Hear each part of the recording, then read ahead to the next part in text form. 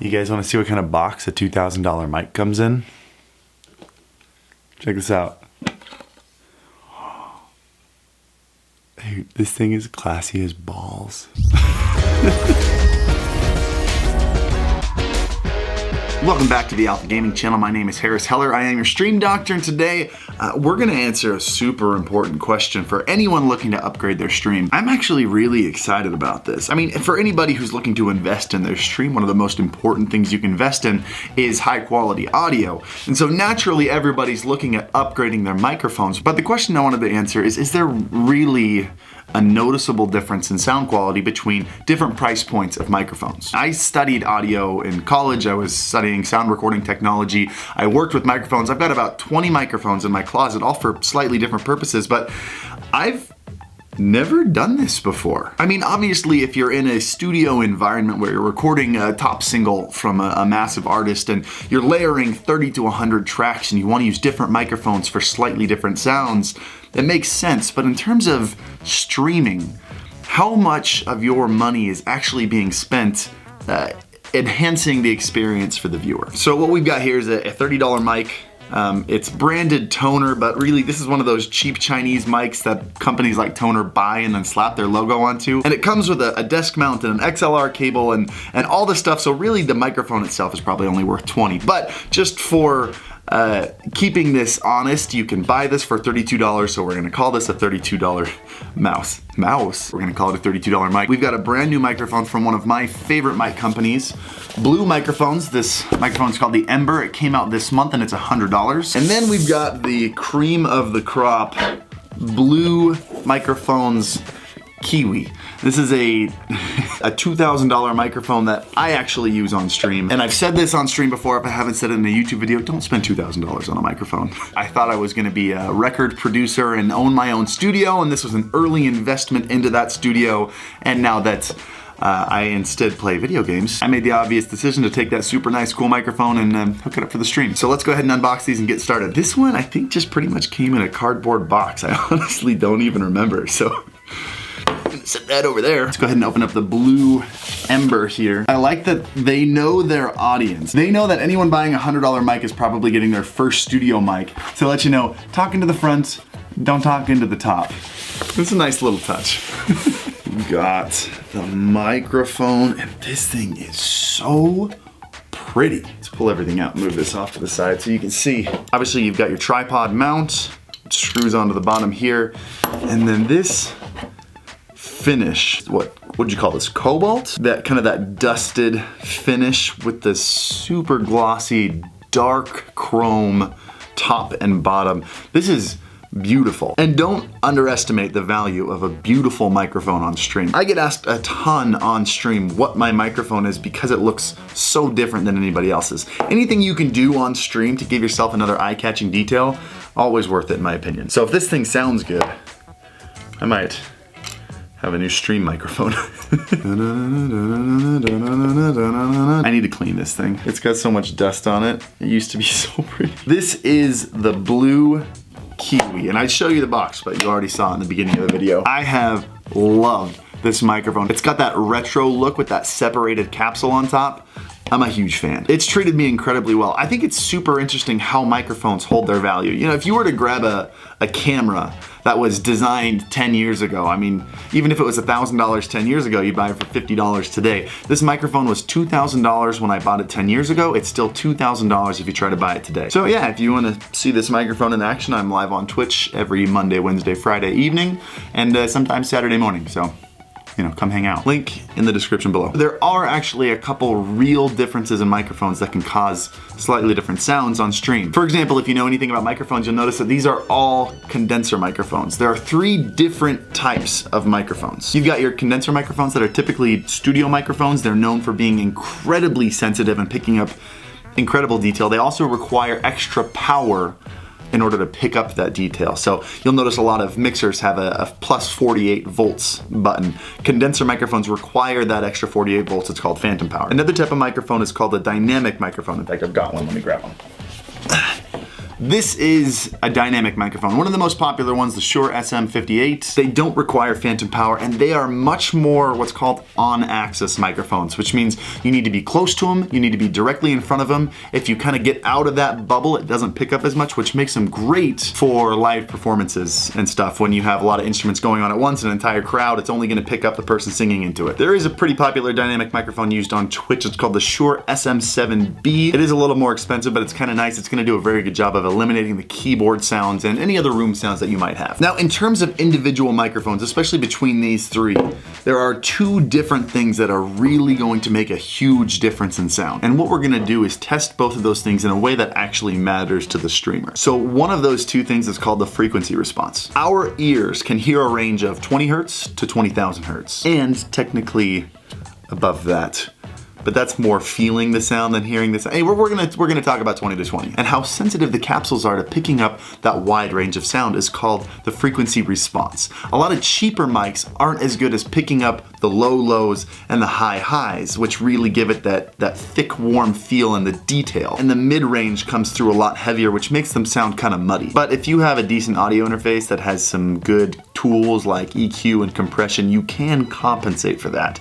The next one, however, you can't, because the second real detail of a microphone is called its polar pattern. And you can see some fancy microphones actually have a little tool where you can change the polar pattern or the shape in which it picks up sounds. For example, most mics have what's called a cardioid polar pattern, where it picks up the front really well, the sides okay, and then tries to block out any sound from the back. Versus something like a figure 8 polar pattern where you can hear the front and the back really well, but it blocks out anything from the sides. A microphone with a super directional polar pattern is gonna be great because it's gonna block out sounds like keyboard and mouse clicks. So I'm gonna run through a couple things on this test. The first thing we're gonna do is we're gonna set up all these microphones side by side right next to each other. And just right off the bat, see if we can hear a difference between the $32 mic, the $100 mic, and the $2,000 mic. After that, I'm gonna use some of my software tools and see if we can do things like using EQ and compression to make the cheap mics sound as similar to the expensive mics as possible.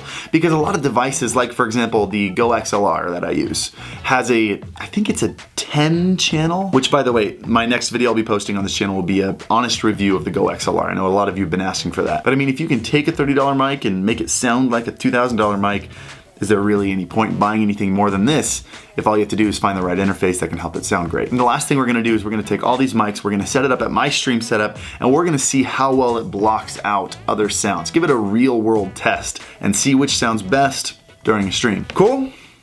Awesome, let's set up the mics. I have all three of these mics recording right now. In fact, take a look here. You got the software right back here, all recording the exact same thing. So because I've never actually done this before, what we're gonna do here is we're gonna talk into all three of these mics. So I'm gonna cut between each of them in here, and then afterwards, I'm gonna go ahead and take a listen, and we'll cut to that thing. So for example, right now, what you're hearing is the $32 toner mic.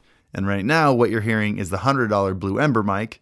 And right now, what you're hearing is the $2,000 Blue Kiwi microphone. I feel like that may not have given you enough context to really help you understand what it would sound like if a streamer used one of these microphones. So let's maybe quote one of our favorite streamers. I'm not gonna tell you who it is, but to really give you that feel of streaming with one of these mics.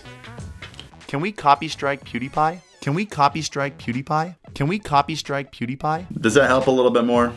I thought it might.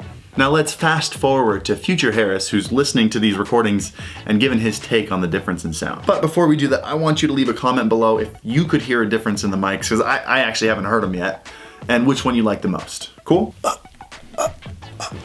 Also make sure you hit the like button. So I've got the project open here where I recorded all three mics. I use the software called Logic. It's the same software that I use to record and mix all the music videos I've ever made or any songs that we've got on iTunes. You can see we've got three different tracks here for the three different microphones. We've got the $32 microphone, the $100 microphone, and the $2,000 microphone. So let's go ahead and take a listen to them one at a time. We're gonna use the exact same phrase on all three so I can really get a good comparison. So because I've never actually done this before, what we're going to do here is we're going to talk into all three of these mics.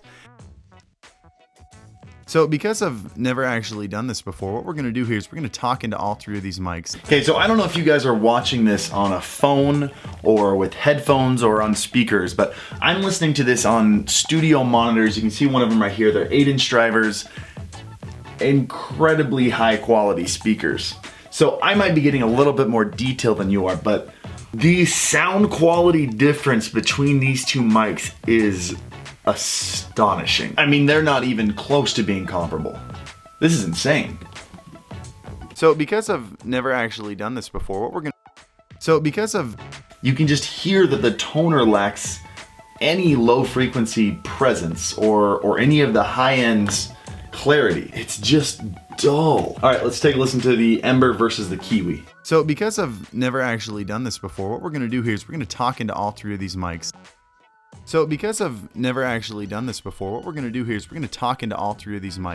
Oh my gosh.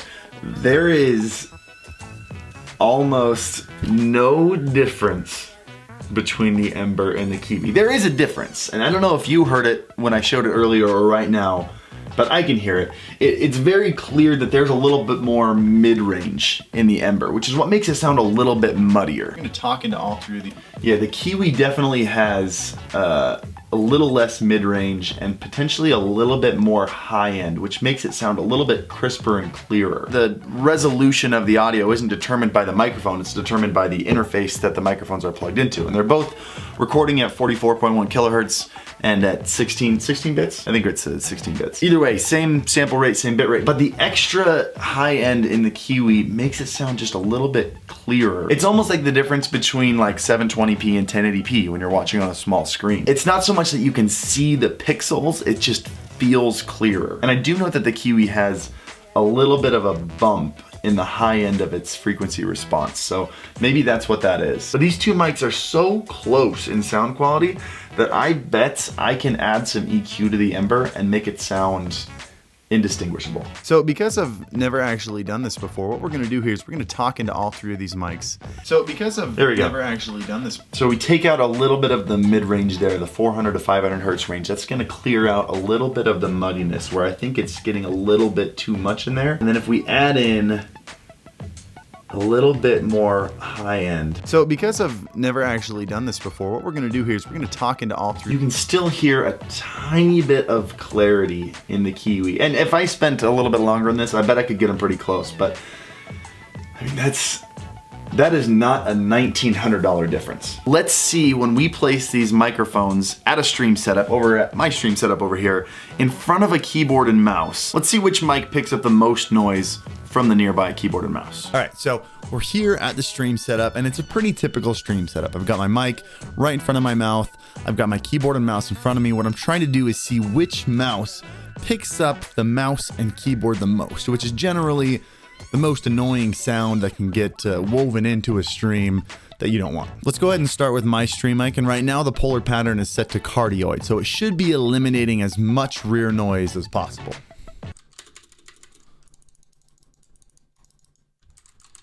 Now, the Blue Ember has been marketed to be a streaming and podcasting microphone, even saying specifically that it's designed to eliminate sounds not directly in front of the capsule itself. So let's put it to the test. Let's see how the keyboard and mouse sounds. And now the $32 toner mic. Let's go take a look at the footage. Going through this footage myself, there's really not a huge difference between all three mics. They're all cardioid patterned, which I'm assuming that's what they meant in the marketing of the Blue Ember, that it gets rid of surrounding noise. It's just a cardioid pattern. So going through all three mics, there's not a huge difference in volume. Looking at the very last one, the $32 toner mic, even though I've noticed that the decibels aren't any louder than the other two, because it doesn't have as much high end and low end, most of its frequency spectrum is based in the mid-range, which is what we hear the loudest. It does seem to be a little more obtrusive, but it's not technically louder. It's just the noise that you hear is a little more annoying. And this is just kind of what you get when you go with a condenser mic. They're designed to be super sensitive and pick up everything. The only way to get better than this is to go with a dynamic mic, something like the Shure SM7B. So if I were to rate these on a scale of 1 to 10 in this area, 1 being, pointing the microphone directly at the keyboard, and 10 being a dynamic mic where you're barely gonna hear it, I think I'd give the two blue microphones a 6 or 7, maybe a 7.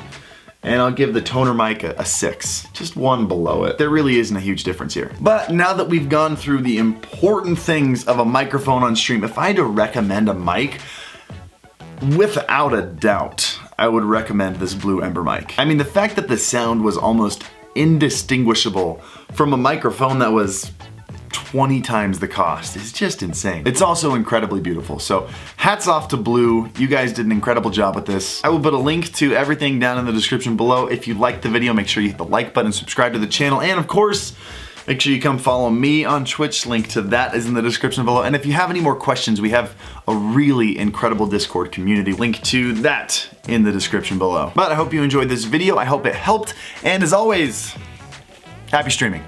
They look like Wii characters, but they're not. And he's like in like a balloon in the air, and it's like flying over like Voldemort, like weird people.